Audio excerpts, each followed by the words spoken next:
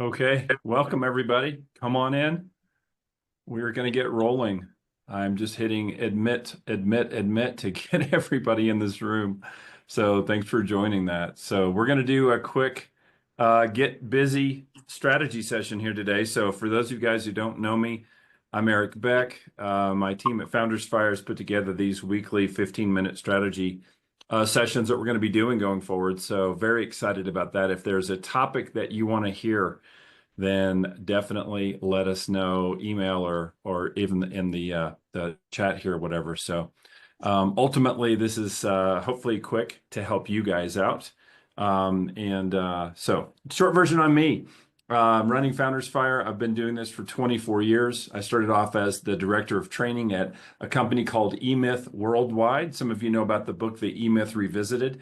That's the book about Sarah the pie baker. So if you're like, what is that story? Yeah, that's from a while ago. But that's where I cut my teeth in business, and it got started there. Really lit a fire in my heart to see people set free, and in particular, entrepreneurs and folks in the marketplace. So that's what we're going to get into here. This is as nerve-wracking as when I did my TEDx talks because you're like, there's no time. So I will go forward then and skip some of the introductions. And I want to get into our topic for today. It's called How to Get Unstuck. So if you don't mind to take a second, throw in the chat. If you have been stuck recently, yes. If you've been stuck about a certain thing, you could type that in, maybe just a single word, sales or hiring or something. I think we've all probably been stuck before. So I want to pick one or two of you guys and do a little bit of coaching while we're here live together. And if you don't put something in there, I'll make one up. I've got plenty of those to draw from in past experience. But getting stuck is a real thing. We have a lot of choices in life today. And one of the problems with all those choices is that it tends to be overwhelming, and certainly feeling that we want to somehow find the best option and, think through all the things and all that sort of stuff. And it can be overwhelming. So we kind of went from not having a lot of choice and having to wait, maybe back in the analog age. You remember mowing yards or working for an entire, week or month or year to, save up enough money to buy let's say an album. You got 9 songs. Today, what do you have? Today, you have the ability for $9 a month to have a billion songs. And you don't have to wait until your favorite artist releases their new song. You can go get it immediately, all the time, 24/7. So it's really been a big change, a big technological change that's produced a psychological change. And that has many of our clients getting stuck. So maybe some of you guys have felt stuck or you are stuck. So I see a few things in the chat here. So hi to Melanie, good to see you, and Jerry. Mindset. For sure. Hi, Connie. Welcome. Glad you're here. Jerry says, putting God first in business. Malachi says, what is best marketing option? So many options to choose from. Exactly. Those are all excellent, excellent ones. I'm going to go with the broad strokes first, and then we'll dive in. My favorite tool for helping clients get unstuck is called reverse engineering. Reverse engineering. So if you've never heard of that before, let's just dive into it.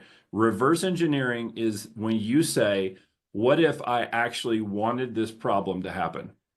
So I want you to take 2 seconds right now and think that through. Here's a problem. It may be that you're stuck on it. It could just be a problem, though. So this works, in a variety of situations. What if I wanted it to happen? So let's say that I don't know the best marketing. Malachi says, not sure what the best marketing option is for my company. Okay, what if you wanted to be confused about the best marketing option for your company? What would you do? And if you guys want to help me here, we're just going to live coaching.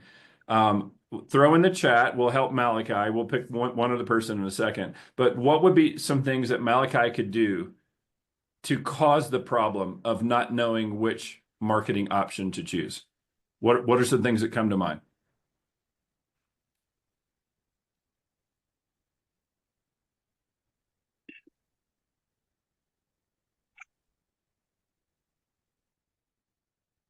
Having too many options and not sure how all of them will be effective. Good, Roger. What else? What would, if Malachi lost his mind for a second and wanted this problem, what would he do to cause it? Okay, having too many options. Okay, good. Don't get customer feedback. Good.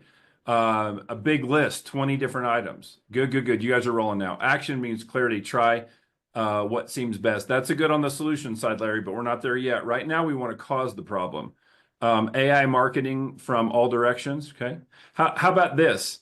Not setting aside any time to focus on it. That'd be a good way to get overwhelmed with what I do with marketing. How about this? Not learning, not taking any decisive action to learn about marketing. Okay. If I wanted to be overwhelmed by marketing, I could not do any marketing. Okay. I could also form, Melanie mentioned a mental, a mindset issue. I could also form a mental block around marketing, that marketing doesn't work. Okay. Or companies like mine won't really grow through marketing, or marketing's always deceptive and I don't want to do it. Okay. Oftentimes, if we will sit and be still and ask ourselves, if I wanted to create this problem, what would I do to create it? You'll find what you're doing. That's called reverse engineering. Okay. All right. Now let's see what else you guys put in there. Don't get statistics from on which our best producers of clients gets right. So kind of flying blind. Larry, you're right. Don't do anything. That bury your head in the sand. So ultimately, what we want to do, and I think Roger is right here, you cannot steer a ship that's not moving. So taking action, even if it's wrong, is better than inaction. You cannot actually decide not to decide, right? You have to make a choice. So if you're choosing to do nothing, you are choosing that. If you're choosing to go invest in Google AdWords, and then you're choosing something. I always feel like a great way to get unstuck is to start failing fast.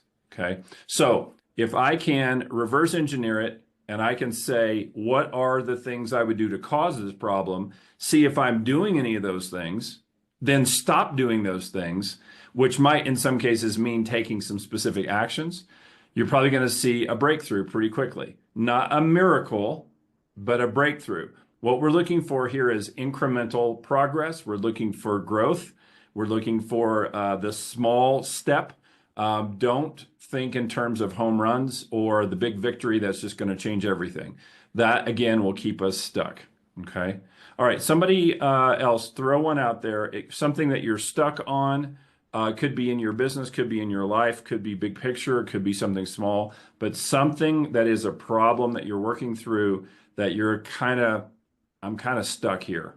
Anybody want to throw one of those in? And I'm trying to click admit to let everybody in that's connecting. So anybody else got one they want to give a shot to?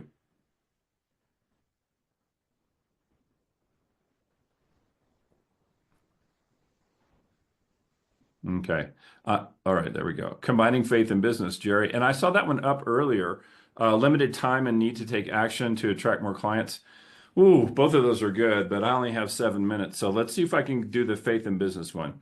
First of all, for anything to be possible, we have to believe that it's possible. So if you have a fundamental belief that faith is at odds with business, you're going to have a difficult time. Again, I would go back to that method I just taught you of reverse engineering and saying, if I wanted to have a real conflict between faith and business, or if I wanted to really not understand how to do that, how would I accomplish that? I wouldn't read, I wouldn't learn, I wouldn't stretch, I wouldn't listen to opinions I don't necessarily agree with, right? There's a variety of things that you do that have caused that problem. But I'll just kind of tackle it on the solution side. I do think that every single thing that people do is faith. There's no action anyone can take that's not faith. Okay, now again, I don't mean to make a more of a theological statement here, but we're all acting all the time on less than all the information. So if you buy a car or if you go to church on Sunday, you can say, well, the buying of the car is not about faith or belief or anything. It's just a neutral idea out there in the world, but going to church or reading the Bible or praying or something, that's a spiritual thing. So the first thing I'd like to suggest is to take a look at the idea of duality. Dualism in this case means that spiritual is good and the natural, the physical is bad. And that belief system has gotten into a lot of worldviews, and it makes there be a natural conflict between anything, not just business and faith, but anything that's outside of a religious, sort of framing. But I think if you look into it more deeply, you start to see that actually everything has a belief system connected to it. All actions are based in faith. They may not be examined. You may not know what you're putting your faith in, but even saying, I hate God, I don't believe in God, I'm not just an atheist, I'm an anti-theist. Well, that's an incredible statement of faith. It is, because you're putting faith in your own opinion. You're putting faith in your own rationality, your own ability to perceive, your own ability to understand the world around you. That's incredible faith. Okay. So again, I feel like ultimately resolving the conflict is starting off by seeing there is no conflict. It's only what you're putting your faith in, and then starting to go on a path of education and learning of how to integrate those two. And again, I think probably the heart of it is going to be service. Any business that is achieving its spiritual purpose is one that is allowing for the calling of its people and its market to be realized through service. Okay, there's a lot more to say about that, but I've got 4 minutes left. Okay, let's see what we got in the chat here. A weak prayer life. Okay, again, let's reverse engineer that, Hummer. How would I have a weak prayer life if I wanted one? Well, I'd never do it. I might have a governing should that says, or a hidden decision driver that says that, I'm not holy enough or good enough, or it's too hard, or I'm not really sure it works. Like any of those things can certainly kind of sneak in there and become a belief that limits that. Just not doing it. Again, I feel like sometimes we put too much of an emphasis on understanding, and we don't put enough emphasis on practice.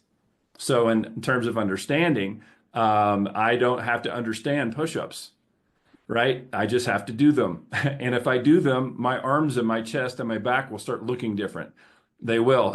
I'll be able to do a lot more next week than I can do this week. It doesn't really matter if I understand it. So one of our traps in growth, one of the things that keeps us stuck, is we get trapped in the nerd mode. So I've got my glasses on, right? I don't have tape in the middle, but right, I've got my glasses on.